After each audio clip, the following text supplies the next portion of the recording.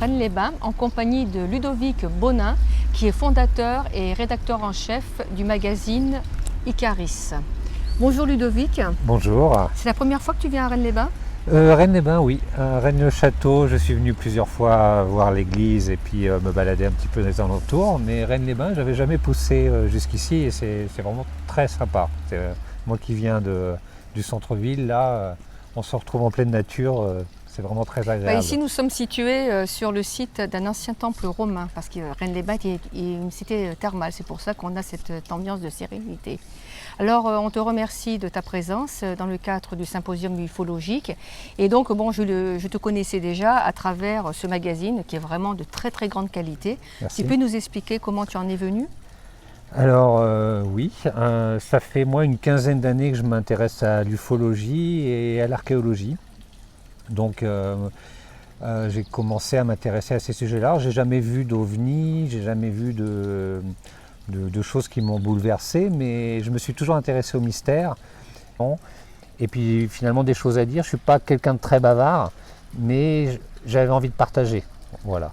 D'où l'idée de ce magazine. Et puis l'aventure a commencé. L'aventure a commencé comme ça en me disant je voudrais pas dire aux gens ce qu'ils doivent penser, mais je voudrais donner aux gens les faits pour commencer la réflexion.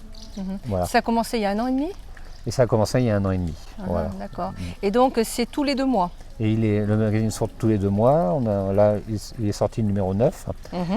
Et donc je fais essentiellement de l'archéologie et de l'ufologie, mais je me limite vraiment aux faits. C'est-à-dire que je ne sors pas de dossier si je n'ai pas des faits. Et dans les 9 numéros, il n'y a que des faits. Et par contre, je laisse l'interprétation au lecteur. J'essaie, parce que finalement, moi, je pense que personne n'a la vérité. Que ce soit en ufologie ou en archéologie, on a des dossiers en archéologie qui sont un petit peu, je pense, le prochain numéro, je fais les pierres d'Ica. C'est un dossier qui est troublant. On a à peu près 10 000 pierres. Quand on calcule ces 10 000 pierres... C'est avec Demian? Demian, on est partenaire, oui. On discute un petit peu aussi de ces sujets-là. Et puis, donc là, par exemple, on a écrit ensemble sur Tiahuanaco et Pumapunku. Là, c'était avec Demian. Parce que j'aime bien aussi avoir un expert du sujet pour faire une interview derrière. D'accord. Voilà, avec Rennes-le-Château, voilà, j'avais fait ce dossier-là, puis j'avais aussi une interview derrière. Avec Demian, on a fait ça sur Pumapunku. Quand j'ai fait, tout ce qui était physique quantique et puis la loi de l'attraction, j'avais eu Philippe Guillemant qui m'avait fait une interview. Voilà, donc... Et tes 2 thèmes de prédilection, c'est l'ufologie et l'archéologie. Et l'archéologie. Et sur les faits. D'accord, voilà, les faits. Parce qu'en fait, je n'essaye pas de... Je ne veux pas donner au lecteur mon interprétation des faits. D'accord, tu restes neutre. Voilà, je veux rester neutre. Et par contre, je veux poser les faits. Là, les pierres d'Ica, il y en a à peu près 10 000. On calcule qu'il faut une journée à peu près pour tailler une pierre. 10 000 pierres, c'est le travail qu'il faudrait il faudrait 80 ans pour tailler une pierre par jour et faire 10 000 pierres. Donc à une personne 80 ans, à 4 personnes il faudrait 20 ans. Et sachant que les pierres elles se vendaient par lot, donc on est en 1970, il les vendait à peu près en euros 10 à 15 centimes d'euros la pierre. Donc moi je présente les faits et je pose des questions. À 10 centimes la pierre, est-ce qu'on va travailler 80 ans à 10 centimes la pierre pour les vendre au bout de 80 ans par lot de 100 ou 150 pierres pour 2 ou 3 euros, et vous allez travailler 80 ans à tailler ces pierres, tout à fait, et vous n'êtes même pas sûr de les vendre au bout. Voilà, donc là je présenterai ce dossier là dans le prochain numéro sur les pierres d'Ica, mais c'est des dossiers que j'adore parce que dans les faits, vous avez quelque chose qui si c'est un canular, pose des réelles questions.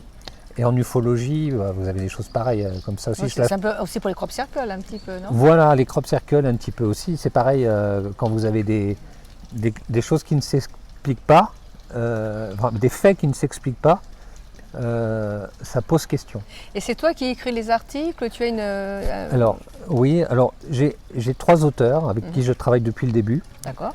Et en fait, moi, je suggère les sujets, je leur propose les sujets, mais après, on les retravaille entièrement ensemble. D'accord.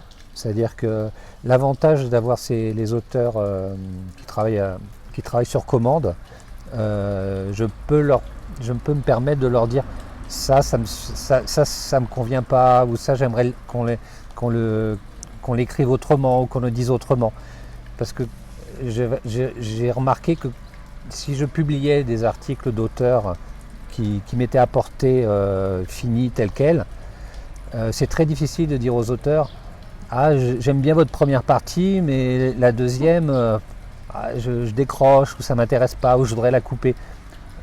On s'aperçoit qu'on se fâche vite avec les auteurs. Donc c'est une véritable collaboration. Voilà, parce qu'en fait, moi j'ai choisi de travailler comme ça parce que je voulais pas couper.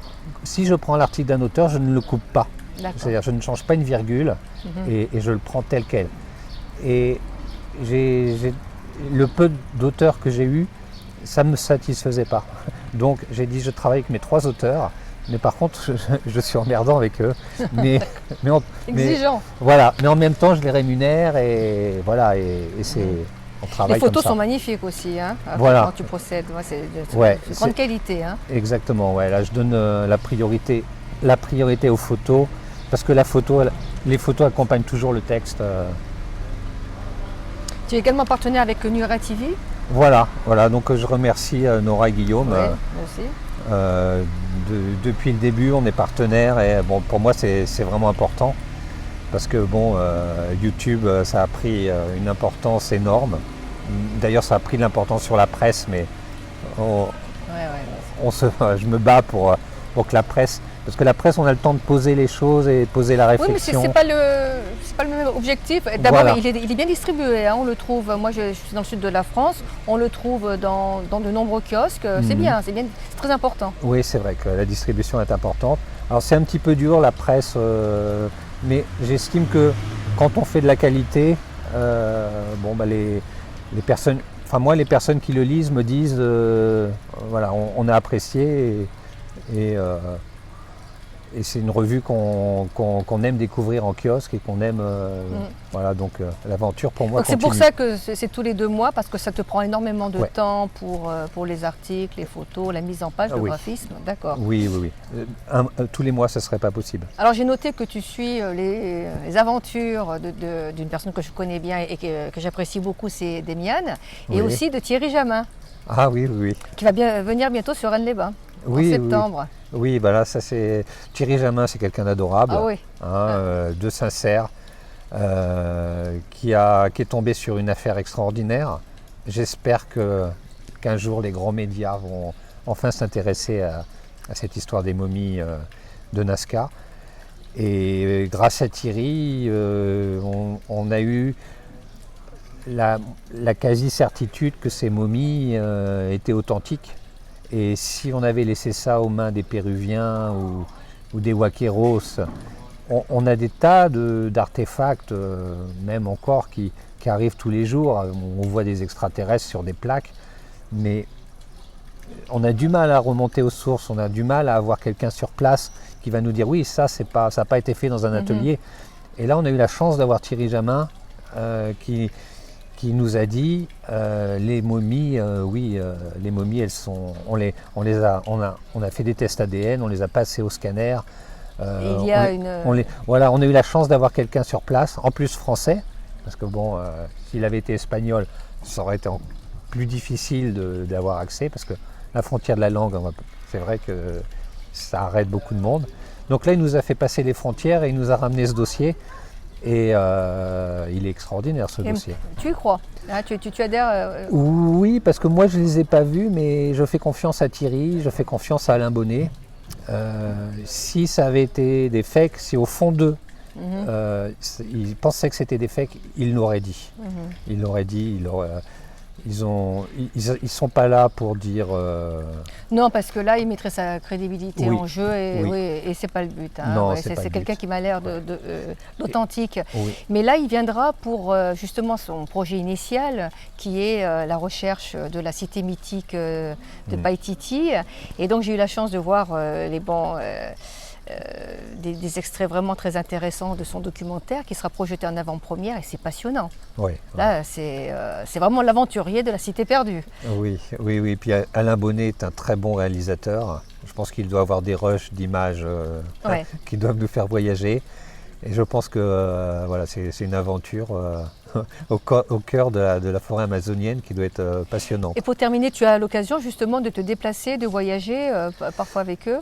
Non, malheureusement, pour l'instant, je suis très occupé par le magazine. Alors, j'arrive à prendre 2-3 jours comme pour venir ici au symposium et faire quelques petits déplacements. Mais bon, pour l'instant, des voyages au Pérou ou des choses comme ça, ou même en Égypte, c'est pas d'actualité, mais bon. Ça va venir. Hein. J'espère que ça viendra, ouais. En tout cas, Ludovic, on te souhaite énormément de succès et vraiment bonne continuation. On a besoin de magazines de cette qualité-là. Ouais, et ben merci pour ton invitation, merci pour ce symposium que tu as organisé. Voilà. Et puis pour tout ce que tu fais, pour toutes ces petites Écoute, vidéos. j'ai l'impression que Rennes les Bains est en train de se transformer vraiment en un pôle culturel et de recherche sur toutes sortes de thématiques. L'Occitanie est en plein boom. Hein. Ouais, Voilà. ouais. Donc on a de la chance, toi d'y habiter et moi d'y venir régulièrement. Oui, c'est vrai que moi j'habite à Toulouse, je ne suis pas tout à fait d'ici, mais quand je viens ici, j'adore arriver dans ce paysage de montagne. Et puis voir la nature, voir le calme, voir les ruisseaux. On est bien ici. Voilà. Donc je ne suis pas étonné que les chercheurs s'y retrouvent. D'accord, écoute, tu es le bienvenu et à bientôt. Merci. Merci.